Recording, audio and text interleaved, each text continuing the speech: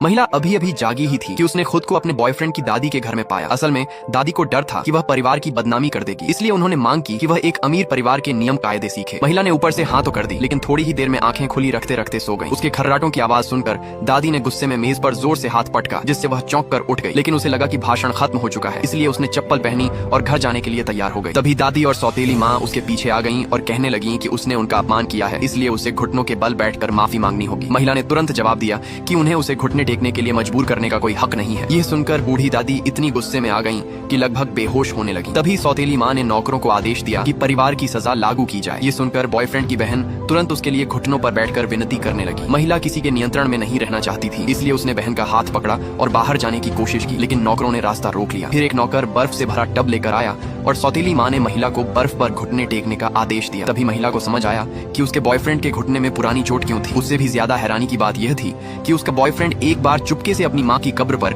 श्रद्धांजलि देने गया था और इसी वजह से दादी ने उसे बर्फ पर घुटने टेकने की सजा दी थी। जब सौतेली माँ ने यह वजह बताई तो महिला गुस्से से चिल्लाई कि उनमें इंसानियत नहीं है, लेकिन अगले ही पल कई नौकरों ने उसे पकड़ लिया और जबरदस्ती घुटने टिकाने लगे। तभी अचानक उसका बॉयफ्रेंड वहाँ पहुंच गया। उसने तुरंत सभी नौकरों को दूर हटाया, उसका हाथ पकड़ा और उसे घर ले जाने लगा। लेकिन दादी ने उसकी माँ की निशानी दिखाकर धमकी दी और कहा कि आज उस महिला को सजा मिलकर रहेगी। अपनी माँ की निशानी वापस पाने के लिए उसने उसका हाथ छोड़ दिया और कहा कि चूंकि वह परिवार की सदस्य नहीं है, इसलिए उसकी जगह वही सजा भुगतेगा। जैसे ही महिला ने देखा कि उसका बॉयफ्रेंड घुटने टेकने वाला है, उसका गुस्सा फूट पड़ा। उसने बर्फ से भरी लकड़ी की तख्ती को लात मार दी और फिर दादी और सौतेली माँ पर बर्फ फेंकने लगी। दोनों बुरी तरह भीग गईं और इधर उधर भागने लगी। ये दृश्य देखकर आदमी बहुत खुश हुआ, क्योंकि पहली बार किसी ने उसके लिए इस तरह खड़े होकर लड़ाई की थी। तभी उसके पिता घर लौट आए। उन्होंने तुरंत हंगामा रोका और दादी को शांत करने के लिए दवा दी। महिला चुपचाप वहाँ से निकलने की कोशिश कर रही थी, लेकिन आदमी ने उसका हाथ पकड़ लिया। उसने सबके सामने घोषणा की कि अगर किसी ने दोबारा उसे परेशान किया तो वह परिवार का सारा कारोबार छोड़ देगा। उसे पूरा भरोसा था कि परिवार में कोई भी कंपनी संभालने लायक नहीं है। यह सुनकर दादी को पीछे हटना पड़ा और उन्होंने उनकी शादी के लिए हामी भर दी। लेकिन महिला हैरान रह गई,